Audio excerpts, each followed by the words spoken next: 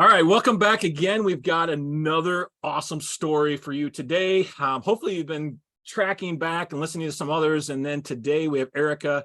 We've met through networking groups, and I love networking groups because it gives us an opportunity to expand our, obviously, network. I feel like I'm saying that too many times, but it gives us a chance to meet new people, reach out. And to be honest, I've only ever talked with you, Erika, on the aspect of like a business relationship. So I'm really excited about hearing kind of the background of how you became as, can I say, powerful as you are? I mean, because I think it's an awesome, but thank you for sharing. Thank you. And I'm going to let you jump into it. How did you get started? What were your beliefs that you had before you stepped into what we now call our adult life? Okay, so we'll start. I grew up in Staten Island, New York, and I was very blue collar, working class family. My dad was a sanitation man for New York City. My mom was a hospital clerk. And the belief was you're going to get a job that made sense. You're going to stay in that job until you get your pension. And there you go. And, potentially stay on Staten Island, get married, have kids, yada, yada, yada. And, I remember growing up, like, we weren't necessarily poor. We were fine. I mean, sanitation men, especially with overtime, got paid pretty well in New York City. But one of the things my mom had always said was, all right, we're going to win. She'd always play the lotto. And every time we didn't win the lotto, it was like, well, I guess we're not meant to be wealthy. And I remember thinking to myself, well, why is that the only that was always strange to me? And I was a very odd kid in that I spent a lot of time by myself, like playing video games and reading books, because my parents had moved from a neighborhood that had kids on the block to a neighborhood that did not. So, and I was a very academic person. And I decided, after my sister took me with her, my oldest sister is 11 years older than me. She took me on a day trip to NYU with her. We went to the city for the day to have pizza, and she brought me around NYU's campus.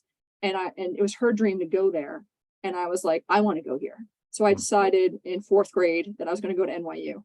And then I planned out all the things I was going to need to do in order to get to NYU. So I picked the high school I wanted to get into, and extracurriculars, everything that would make that a thing. At the same time, people are like, well, what do you want to be when you grow up? And I was like, maybe a gynecologist. Do not ask me why I want to be a gynecologist at 10. I was like, maybe I want to be a stockbroker. Maybe I want to be a lawyer, because these are things that were like power things, power status things in New York City. Wall Street was out, and, a whole bunch of, so I was like, I'm going to be one of these two things. And it makes sense because academically I'm smart. I should be one of these two things. And then I got into NYU. I also got into other schools. And in my senior year, right before graduation, I was getting my watch fixed because I needed to change the battery in it.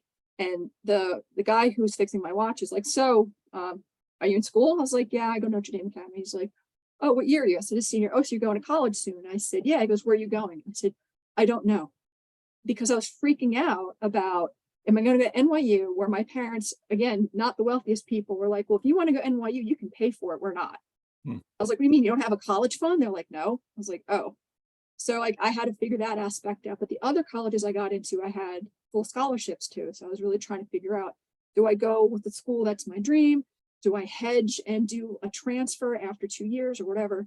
So I'm talking to this jeweler about this, and he's not saying much other than working on my watch. He's absolutely intently listening to me. And then he says, when he finishes my watch, Colonel Sanders invented the recipe for KFC when he's 69. There's no such thing as the last train leaving town. And at that point, I was like, holy shit, I can do whatever I want, and it's okay. I can change my mind, and it's okay. And the weight of the world was just gone all of a sudden. And I realized I didn't have to do what made sense. I could do whatever I want to do because it spoke to me. So I went to NYU. I thought you were going to say you went somewhere else. Oh my goodness. No, that's awesome. That's awesome. So let me ask you a couple of questions, because you hit a couple of things. One of the things that I remember, actually, you said that, and it kind of triggered my own thoughts of, we're not meant to be, and you can fill in whatever blank, but like, how did that impact you when you heard that? And it probably was, the way you said it, it sounds like it was more than just one time. It was probably a consistent. How did that impact you as you made the decision at fourth grade, and like what was going through your head? What was the impact of that? It didn't seem like, I don't understand why that was a fact, because I could understand there were a way to work. It's more than one way to a path. And that's what she was thinking. It had to be the lotto. And I was like, but they were stuck. My parents were stuck because of, their upbringing. you pick your career, you stay in it, and you don't leave. You get your retirement, you get your watch, and you get your thank you and your handshake, and that's it. And the only other way out of that is by luck, if not saying. And my parents weren't big on investing, so it wasn't until, flash forward after my grandmother died, my mom got the house. I was like, so you sell the house, you're going to invest that money, because here I am at 27 at the time, much more knowledgeable about this stuff. So I'm advising my parents on what to do with this stuff. They've never done it, and they still had a hard time understanding they were putting money in something that wasn't just a savings account with a steady return based on an interest rate. This was like a risk that they were getting involved in. And this happened in 2006. So in 2008, when everybody else lost a lot of their money, they were like, well, we were promised. And I'm like, everybody else lost the same thing. And by the fact that they got all that back within 2 or 3 years, like, they haven't done anything to help us. They didn't double this. I'm like, they got all your money back. That's huge. And then more. So, there's that. It's just their way of thinking. There's only one way to do it. And I'm so happy I did not ascribe to that, because one of the things too, my dad was like, when I was a lawyer, because, let's flash forward even more. I did turn into a lawyer. I'm a recovering lawyer now. But one of the things he was saying is like, Eric, you got to put your money away and pay off your student loans. And I was traveling the world. I was paying my student loan, but I was also traveling the world. And he's like, well, you could pay it off faster. And I also worked a weekend at an ICU. And one of the times I came back after like a 2-month backpacking trip, there was a 31-year-old woman who had a brain aneurysm and was only kept alive for her family to say goodbye to. And she was basically dead. And they were just going to take her off life support. And I said, right after, like literally 2 days after I got back from my trip, I said, Dad, that is why I don't spend all my money paying down my debt, because I can die at 31. And what is my epitaph going to say? Erika Andresen died debt-free and with a great credit score. Erika Andresen had a good credit score and also lived a pretty full life. I'd rather that. Yeah, well, we might have to have a side conversation because of all the backpacking and everything else. That's like a passion of mine, but we'll put that on the shelf because some of the other episodes that came up as well. It's so interesting though, as we kind of talk about that. And I think a lot of people, and I'm going to put us all in the same generation, we were raised with parents that had that same mindset of you do one thing after another. And it was like this, I don't know, a ladder that you would build upon. You stay in that. And I think it's really impacted a lot of our generation in ways that we don't quite understand. And it's affected us. And then what you just said about the switching part of it, when did it become obvious to you that you were really almost in a sense parenting your parents on some of those different components? Was that something that was a shock to you? And I know we're kind of really fast forwarding into the end of things, but a lot of us are kind of getting into those positions. That's why I'm asking the question. I think I started parenting my parents when I was in college, because I knew what I wanted to do. The high school I went to, my whole senior year were college courses. I knew that was going to be a thing. I went to a college prep school. And then when I got to NYU, I was like, well, how am I going to pay for this? Aside from the first year I had my student loan, I found out, because I am somebody who happens to be in the right place at the right time, you can get a full-time job at NYU or any university, and tuition remission is one of the perks. So you work full-time and you get free tuition. And I already was coming in with advanced standing. So I busted my butt to finish in 4 years, still working full-time so I could get my NYU education. And when that was the thing, where I was like, there are different pathways to thing. And I started talking to my parents about like money, and they're just like, you're the smart one. And I'm not saying that my other sister wasn't smart, but my dad, before he died, had said in a moment of some kind of, he was in a not exactly lucid state, but he was like, your brain has always been, and I was like, what does that mean? He's like, you have a way of thinking about things and seeing things that no one on this earth can really understand. I was like, interesting that he sees me this way. Wow. But okay. And when I knew I wanted to go, so at the time I was still, again, what makes sense? I don't make sense. Even to me, I don't make sense. So when I was finishing up NYU, I was like, do I want to be a lawyer? I don't really think I want to be a lawyer. I even did the debate team. I was a president of the debate team at NYU. And then it seemed like the next logical path was to go to law school. But then I took up a hobby of skydiving, and I thought I might want to be a professional skydiver instead. So I put, going to law school on hold for a year, and then decided, yeah, that was a dumb lark. Let me go to law school. It was a fun time, I'm sure. Yeah, it was. So then but the thing about the law school, I didn't want to be like a normal lawyer, a quote unquote normal lawyer. A friend of mine's like, hey, do you know everything about entertainment law? I said, what's that? She's like, that's how movies get made. I was like, wait, what? This is a thing? And she knew I was a film buff. So I was like, what? I have to learn more about this. So I decided to go to law school to do entertainment law, specifically film financing, because it's super niche and it's actually interpreting the tax codes to get funding for films and all that stuff. So like, this is awesome, right? Yeah. And then I when I was leaving law school, I was looking for entertainment boutique law firms because I was getting admitted in New York and California. I had the banks and I had the studios state covered. And they wanted to offer me a job, but because it's a glamour industry, they didn't want to pay me anything. It's like a privilege to work for them. And I'm like, yeah, no, I'm living back home in my parents' house in Staten Island. I don't want to do that. I got student loan debt. So, I decided to go the corporate law instead. And I didn't like it at all, ever, at any point. But the money was good and, the work was meh. But the thing is, the money allowed me to pay for things for my parents. So like, it was my way of giving back. I was taking them out to nice dinners. I bought them a cruise, that made me feel fulfilled. So I saw every hour I billed as an hour that enhanced my life. It also gave me the ability to pay for and fund my trips that I was taking. Yeah. So I really had a want for nothing, but I'd always said that I could leave corporate law because the money didn't really mean anything to me. And people are like, that's bullshit. Money always means something. I said, it really doesn't though. And then it wasn't, I know I'm getting away from your question. I'm like going. No, it's good. Okay. So then so I started corporate law in 2006, late 2005, 2006. And then the world economy collapsed in 2008. The banks I was helping defend were the ones who caused the world economy to collapse.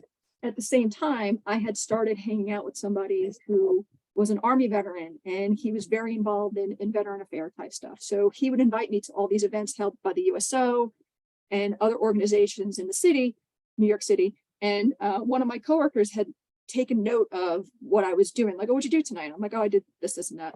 And she's like, oh, I saw this advertisement for it's the Mercy Law Clinic out of Detroit Law School, where they will train you to be a VA accredited attorney. In exchange, you have to do some pro bono hours. And I'm like, that sounds awesome. So that's what I did. And I was like, you know what? This actually was the first time in my life I felt my law degree was used for something good. And I wanted to do more like it, but didn't want to charge money for it because it felt dirty to charge veterans. So I decided another thing that didn't make sense to a lot of people, I decided to join the Army instead as active duty. And I took a $70,000 pay cut to do that because I always said the money didn't matter to me. And it didn't. I wanted to do what like fulfilled me. And then I had a great legal career in the JAG Corps where I did a whole bunch of things that I loved more than I ever did as a civilian lawyer.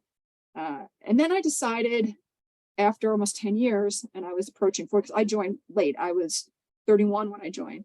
So after 10 years, I was moving around a lot. I was single. It's not easy for a female to snarl a man and be like, hey, leave your job and follow me around the country. I mean, women usually do that for men, not the other way around. And most of these men were like, I got like 7 years before my retirement vest. I'm not leaving. And it's like, okay, fine. So, I just wanted more control over my life.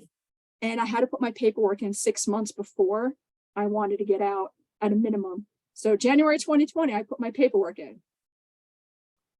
Let that sit for a second. Right. Yeah. I know what was going on January 20. Nothing yet. Yeah. 3 months later, absolutely terrible.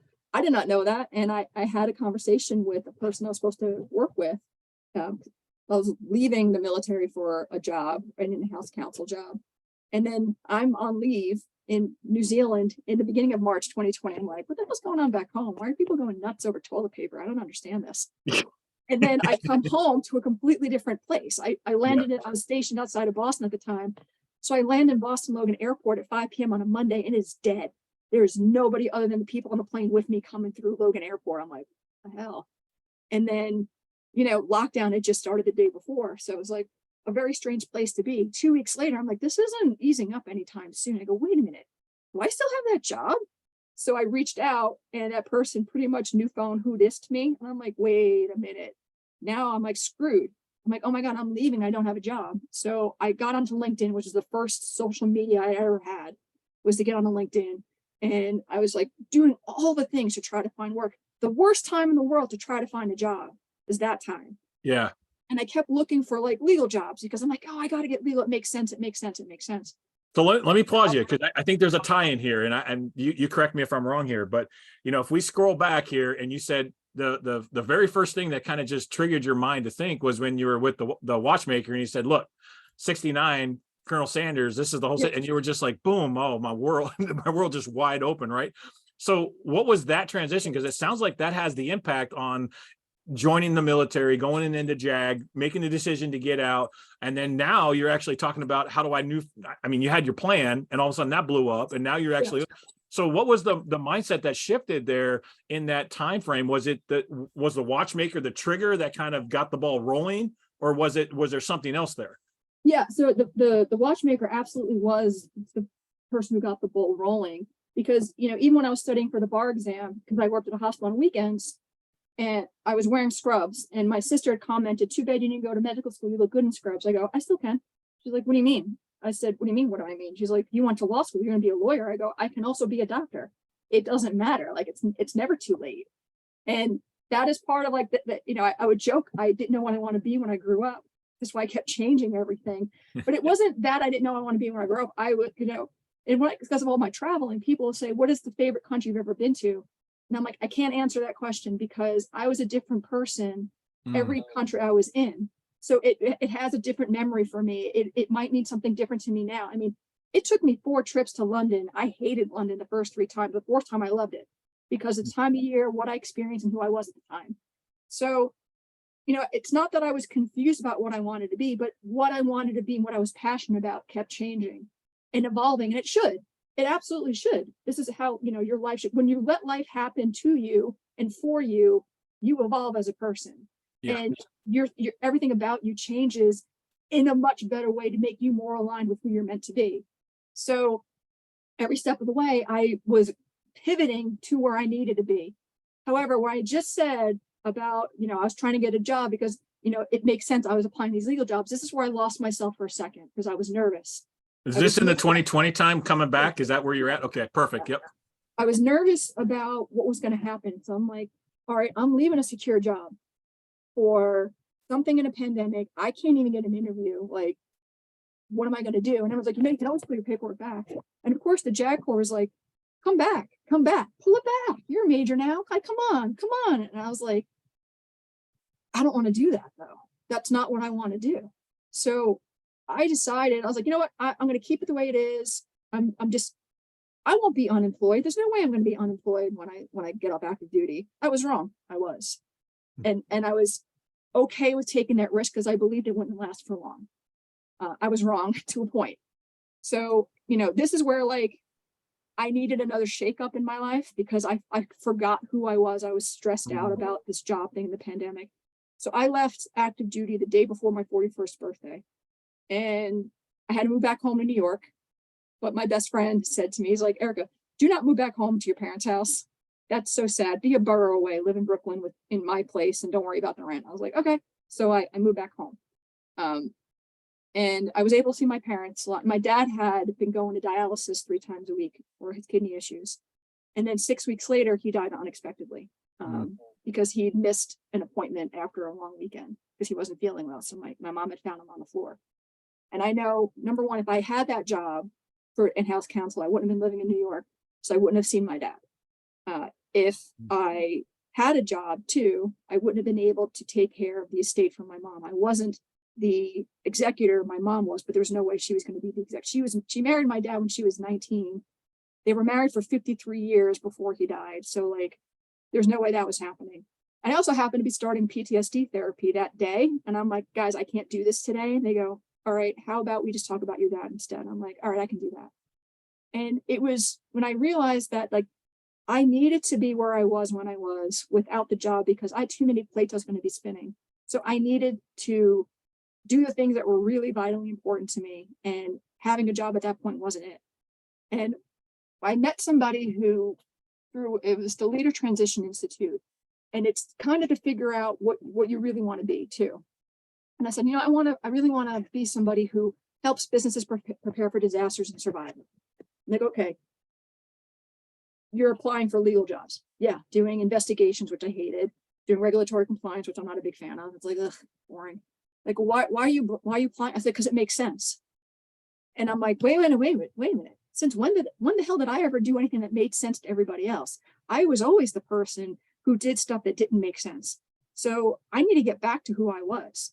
And at that point, I'm like, you know what? I'm going to start my own business. I'm going to stop applying for jobs I don't want. And then that started me on the path of becoming an entrepreneur. So there's so many false narratives that I hear coming that you just kind of, I always say it's a slow fade. And it sounded like that was where you were at. It was kind of a slow fade back to what your parents were. Yep. And then all of a sudden the shakeup happened.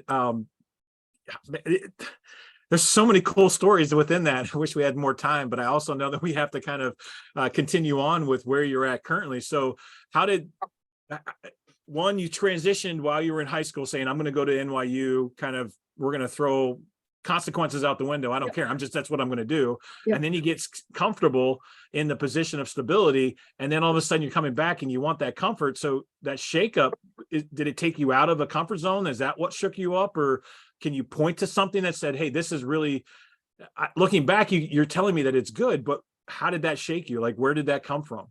So when I was leaving the military, so part of when you transition out of the military, you have to, if you're smart, you do a benefits determination upon discharge, of BDD. So I had to, everything I'd been shoving down and hiding from a mental health perspective, I had to push out. And they take the information and they go, oh, we're not going to do anything with it because COVID, we're putting all the evaluations on hold. So to like completely rip apart everything and expose it and just let it sit there with no help was awful, absolutely awful. And then I had the stress of, there's a pandemic and, you know, my dad's sick. I can't go see him. I'm afraid of exposing him to something. I don't have a job. I don't know what the hell I'm going to do for money, you know, and everyone's like, oh, it'll be fine. It'll be fine. And then, you know, I was like, okay, I have plenty of money saved. I qualified for unemployment, but then also with the mental health, I had to, and which made it worse for the VA is everybody else was really distraught during COVID. It brought out stuff. So their appointments were really backed up. So when I finally got to somebody who would talk to me and do an evaluation, they're like, okay, you can start treatment in 8 weeks. I went, fuck that. Nope. I need to see somebody sooner because I've been living with all this stuff exposed for months now. And I'm like crying every day and I can't stop. And they're like, all right. I said, so give me an option, because the thing is, 22 soldiers or military people a day will kill themselves. I'm begging you for help and you're not helping me, like begging you. And so I said, there are two other options. I said, give me both. Whoever contacts me first, I'll go to. And I was able to go. And NYU actually has a military mental health clinic. So I was able to go through that. And that's when I started my therapy with them. But I needed to be shaken up about who I was. I was just in a really dark place.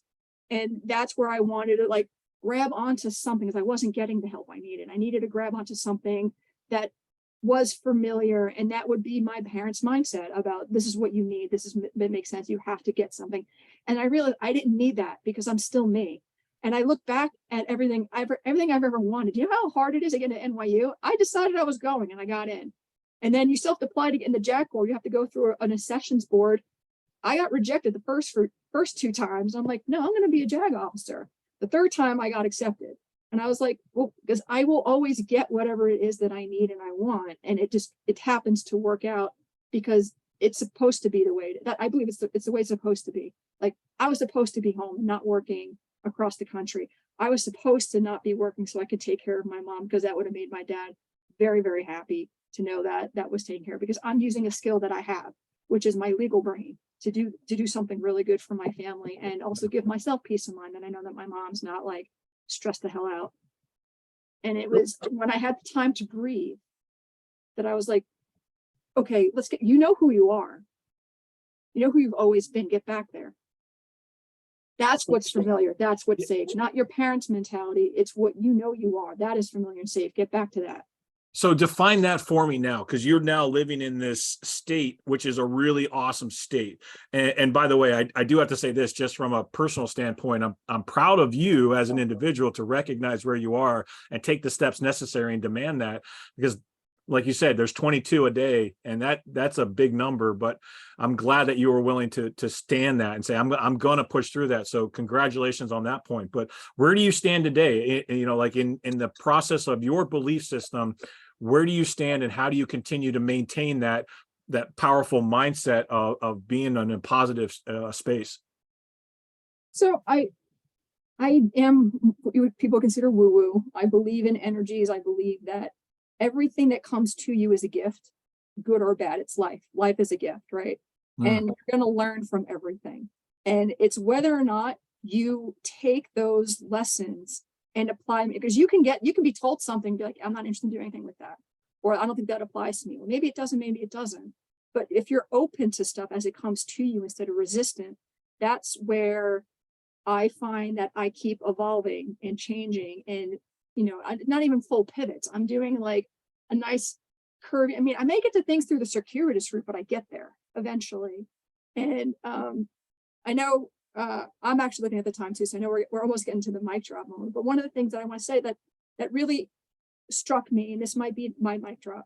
This was not the intent of what I was watching. This woman was just. I'm a fan of ASMR, right? The videos where people whisper, right? So it calms me down. It helps me go to sleep. So this one woman, she was just asking a series of what she believed were silly questions. And one of the questions really struck me as more profound than silly. And it was, if 10-year-old you could meet now you, what would 10-year-old you say? And I was like, well, wait a minute, because my lawyer brain doesn't interpret things linearly. I was like, wait a minute. So wait. Does 10-year-old me know that they're turning into now me? Or is it like career day at school and like I show up and what is it? So there's two different answers. The first one, if it's career day at school, I'd be like, what fucking badass. Like, that is awesome. That's great. And if it was 10-year-old me who got to know that she turned into now me, she would be so happy that she got to turn into me. And if she also got to see all the bullshit and terrible things that happened along the way, because there's been a lot of terrible stuff that's happened along the way. And it hasn't all been roses and jumping out of planes and, all the stuff. But if she knew, like, God, to get through all of this, to turn into that and to get there, that's amazing. So I always ask people, ask yourself that question. If 10-year-old you gets to meet now you, what would they think? And if they think terrible, shitty things about you, then maybe you need to have a come to Jesus moment with yourself and make some adjustments in your life. Yeah. Can you sum that up in just like a real nice snippet? Because that is so powerful. I mean, frankly, if you guys are listening, rewind that and go back, about a minute or two here and just listen to that whole concept, because it changes the way that you think. We say that all the time, and so flippantly, like you just said, I love that different perspective. Can you give me a summary on just that one piece? Okay. Ask yourself, if 10-year-old you could meet now you, what would they think about you? And either see it from the perspective of they don't know that they turn into you, and also that they do know they turn into you. Take from that how wonderful your life has been and how much you can appreciate your path. Or take from that, like, maybe you need to change some things in your life, because disappointing a 10-year-old is terrible. But I see so much hope in what you just said. I mean, like to me, it's a glimmer of hope of saying, okay, yeah, this is what we can turn into. And then all of the struggles along the way and all of the mental stamina that you have to get through that. I mean, like, that's just, I'm getting goosebumps on that part of it. So I think that's pretty awesome. You said a lot of things, and I know that there's a lot of military out there that do feel like they're alone. And I do want to offer this out. Is there a way that anybody can get in contact with you to be able to connect on either whether it's a military level? And I know you do a lot of business stuff. I know you wrote a book. Is there ways that people can get in touch with you or in contact with you? Yeah, LinkedIn is the easiest way, but I'm going to put a caveat, and people don't always listen to this. Do not send me a naked request. I do not take naked requests. Send a message. Hi, heard you here. Hey, would love to connect. Hey, we have this in common. Do that, and I will connect with you 100%, because I have less than 500 connections for a reason. I actually have conversed with every single person that I'm connected to. It's not just a popularity contest. So it's Erika Andresen on LinkedIn. Or you can just send me an email at my business email. I'll respond to personal things on that too. And that's info@eaasc.com. Right. We'll get all of that stuff in the notes for those that want to be able to click through and link on that. Anything else you want to add? I'll give you one last chance to add something else if you want. Just be awesome to yourself. Number one, to yourself before you're awesome to everybody else. Kind of like that. Put your oxygen mask on before you help others. I love that. We are often not awesome to ourselves. Yeah, I love that so much. Well, thank you. This has been incredible. And like I said, actually, some of these stories I get goosebumps. This is one that I got goosebumps. So thank you so much for sharing some of the power that you have as far as the things that you've been doing and how you've accomplished so much. So, all right, listeners, until next time, we're going to have another story. Make sure you subscribe, make sure you submit. And as I say every time, if this touched you in any way, if there was something that really related to you, either A, reach out to Erika. I know just the person that she is, she wants to hear from you, or reach out directly to us. We want to hear about the changes you're making. We want to hear about the things that you're accomplishing, and we want to help you continue on that journey and create your own story. So until next time, keep living your journey and living out your story.